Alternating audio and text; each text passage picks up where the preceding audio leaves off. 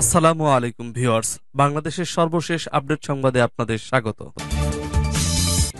জানিয়ে দিব আমাদের হাতে থাকা সর্বশেষ গুরুত্বপূর্ণ আপডেট বাংলা সংবাদ। জুনায়েদ আহমেদ পলক তার স্ত্রী ও ব্যবসা প্রতিষ্ঠানের ব্যাংক হিসাব স্থগিত। এরপর জানিয়ে দিব দেশের সীমান্তে ঢুকে মানুষ মারলেও পতাকা বৈঠক করে বলা হতো সব ঠিক হয়ে গেছে। একথা উল্লেখ করে স্বরাষ্ট্র উপদেষ্টা brigadier general M Sakhawat Hossain বলেছেন, সেই দিন শেষ হয়ে গেছে, এখন ঘুরে দাঁড়াবার সময়। আনাফ ইজ আনাফ। আমি বলেছি যে এখন থেকে আর পিঠ দেখাবেন না। জানিয়ে দিব এ বিষয়ে বিস্তারিত। এরপর জানিয়ে দিব সব মন্ত্রণালয়ের সচিব ও কমিশন প্রধানদের অপসারণ দাবি এবং জানিয়ে দিব গণহত্যার তদন্ত চেয়ে জাতিসংঘকে বিএনপির চিঠি।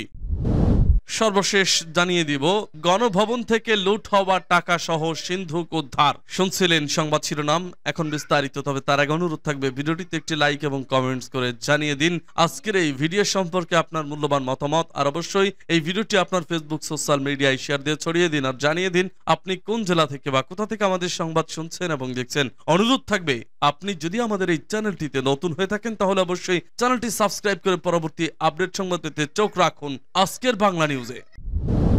জুনায়েদ আহমেদ পলক তার স্ত্রী ও ব্যবসা প্রতিষ্ঠানের ব্যাংক হিসাব স্থগিত। সাবেক ডাক টেলিযোগাযোগ ও তথ্য প্রযুক্তি প্রতিমন্ত্রী জুনায়েদ আহমেদ পলক ও তার স্ত্রী, পরিবার এবং তাদের মালিকানাধীন ব্যবসা প্রতিষ্ঠানের ব্যাংক হিসাবের লেনদেন স্থগিত করা হয়েছে।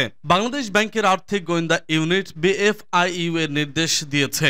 সব ব্যাংক ও আর্থিক প্রতিষ্ঠানের কাছে এই নির্দেশনা পাঠিয়ে দেওয়া হয়েছে। বাংলাদেশ ফাইন্যান্সিয়াল ইন্টেলিজেন্স ইউনিটের নির্দেশনায় বলা হয়েছে, জুনায়েদ আহমেদ পলক, তার স্ত্রী আরিফা জেসমিন কণিকা, তাদের পরিবারের সদস্য ও তাদের মালিকানাধীন ব্যবসা প্রতিষ্ঠানের নামে কোনো ব্যাংক হিসাব পরিচালিত হলে আগামী 30 দিনের জন্য সেগুলোর লেনদেন স্থগিত করার নির্দেশ দেওয়া হলো। অর্থ পাচার নিরোধ সংক্রান্ত 2012 সালের মানি লন্ডারিং প্রতিরোধ আইন অনুযায়ী এ আদেশ দেওয়া হয়েছে।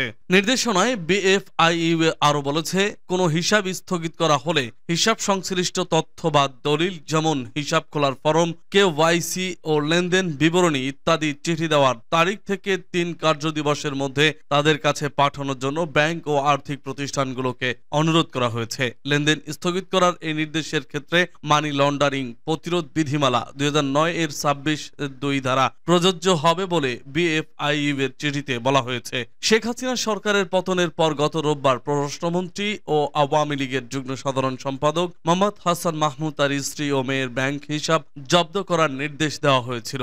এরপর গতকাল সোমবার তথ্য সম্প্রচার প্রতিমন্ত্রী মোহাম্মদ আলী আরাফাত ও তার স্ত্রীর হিসাব স্থগিতের আদেশ দেওয়া হয়। সীমান্তে পিঠ দেখাবেন না, বিজেপির উদ্দেশ্যে স্বরাষ্ট্র উপদেষ্টা। দেশের সীমান্তে ঢুকে মানুষ মারলেও পতাকা বৈঠক করে বলা হতো সব ঠিক হয়ে গেছে। একথা উল্লেখ করে স্বরাষ্ট্র উপদেষ্টা ব্রিগেডিয়ার জেনারেল অবসরপ্রাপ্ত এম শাখাওয়াত হোসেন বলেছেন, সেই দিন শেষ হয়ে গেছে। বর্ডার গার্ড বাংলাদেশের বিজেপি উদ্দেশ্যে স্বরাষ্ট্র উপদেষ্টা বলেছেন, বিজেপির মতো একটা ফোর্সকে পিঠ দেখাতে বলেছে সীমান্তে। সীমান্তে আমাদের লোক মারে, বিজেপি পতাকা বৈঠক করতে বাধ্য হয়। আমি বলেছি যে পিঠ দেখাবেন না, এনাফ ইজ এনাফ, যথেষ্ট হয়েছে। বৈষম্য বিরোধী ছাত্র আন্দোলনের কর্মসূচিকে কেন্দ্র করে আহত বিজেপি সদস্যদের দেখতে আজ মঙ্গলবার দুপুরে পিলখানায় বিজেপি হাসপাতালে যান স্বরাষ্ট্র উপদেষ্টা। সেখানে চিকিৎসাধীন শিক্ষার্থীদের চিকিৎসার বিষয়ে খোঁজখবর নেন। তাদের খোঁজখবর নেওয়ার পরে সাংবাদিকদের সঙ্গে আলাপকালে তিনি এসব কথা বলেন।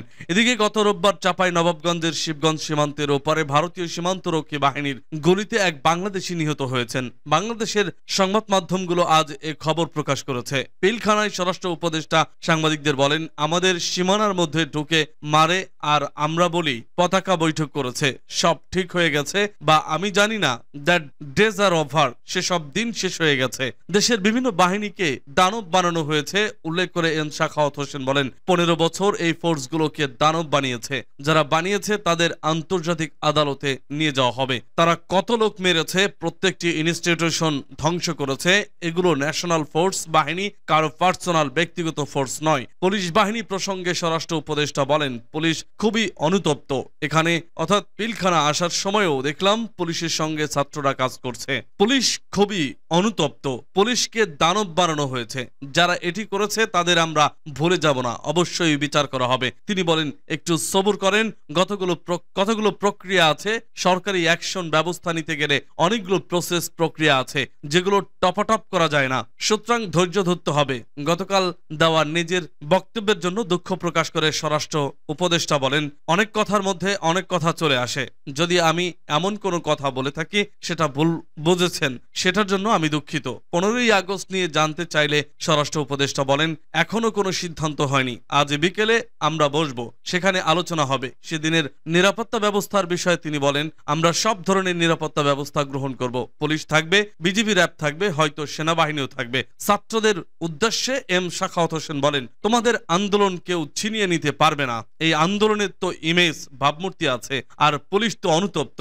আরেক প্রশ্নের জবাবে তিনি বলেন, সবকিছুর একটা প্রসেস, প্রক্রিয়া আছে। আমি লিস্ট করছি যাদের অন্যায়ভাবে বের করা হয়েছে, আবার যারা এরই মধ্যে ছিল না। আপনারা যাদের কথা বলছেন সেটা আমরা দেখব, তবে আমরা খুঁজছি, বের করার চেষ্টা করছি হুকুমের আসামিদের। স্বরাষ্ট্র উপদেষ্টা বলেন, যাদের কথা বলা হচ্ছে তাদের সবার লিস্ট আমাদের কাছে আছে। 2-1 দিনের মধ্যে আপনারা অ্যাকশন দেখবেন। অস্ত্র জমা দেওয়ার বিষয়ে স্বরাষ্ট্র উপদেষ্টা বলেন, অস্ত্র ফেরত দিতে বলেছি।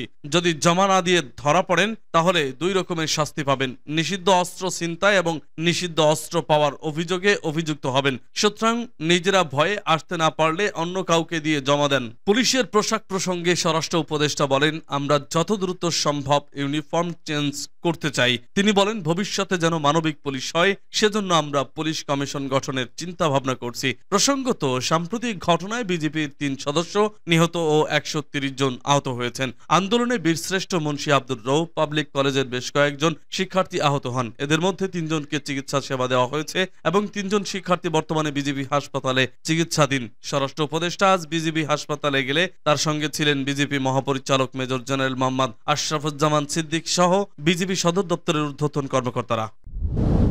সব মন্ত্রণালয়ের সচিব ও কমিশন প্রধানদের অপসারণ দাবি। দেশের সব মন্ত্রণালয়ের সচিব ও কমিশনের প্রধানদের আওয়ামী লীগ সরকারের দোসর উল্লেখ করে তাদের আজকের মধ্যেই অপসারণের দাবি জানিয়েছেন বৈষম্য বিরোধী ছাত্র আন্দোলনের অন্যতম সমন্বয়ক হাসনাত আব্দুল্লাহ। মঙ্গলবার নিজের ফেসবুক আইডিতে এক পোস্টে এ দাবি জানান। হাসনাত আব্দুল্লাহ লিখেছেন, দেশের সব মন্ত্রণালয়ের সচিব এবং সব কমিশনের প্রধানকে আজকের মধ্যে অপসারণ করতে হবে। নির্বাচন কমিশন, দুর্নীতি দমন কমিশন, আইন কমিশন সহ সব কমিশনে আওয়ামী ফ্যাসিবাদের দোসররা এখনো বসে রয়েছেন। আজকের মধ্যেই সব ফ্যাসিস্ট আমলাদের পদত্যাগ নিশ্চিত করতে হবে। সেই সঙ্গে সৎ, যোগ্য ও দেশপ্রেমিক আমলাদের নিয়োগ দেওয়ার জোর দাবি জানান হাসনাত আব্দুল্লাহ। আরেক সমন্বয়ক সাদিক কায়েম বলেছেন, সব সচিব এবং দপ্তর, অধিদপ্তর ও কমিশন প্রধানকে আজকের মধ্যেই অপসারণ করতে হবে। না করলে প্রশাসনের ভেতরে আওয়ামী ফ্যাসিবাদের প্রেতাত্মা সরাতে সচিবালয়ে ঘেরাও হবে। এদিকে বৈষম্য বিরোধী ছাত্র আন্দোলনের সহ সমন্বয়ক মুস্তাদ্দিক আলী ইবনে মোহাম্মদ দাবি করেছেন, 7 জানুয়ারি ডামি নির্বাচন করে 10% ভোটকে 40% বানানো আওয়ামী ষড়যন্ত্রের মূল হোতা ছিলেন তখনকার জননিরাপত্তা সচিব মোহাম্মদ জাহাঙ্গীর আলম। বর্তমানে তিনি স্বরাষ্ট্র সচিব হিসেবে কর্মরত। স্বরাষ্ট্র উপদেষ্টা সাখাওয়াত হোসেনকে দিয়ে জাহাঙ্গীর আলম লীগ সন্ত্রাসীদের পুনরায় ফিরে আনার ষড়যন্ত্র করে যাচ্ছেন। তাই তাকে আজকের মধ্যে অপসারণ করে বিচারের মুখোমুখি করতে হবে।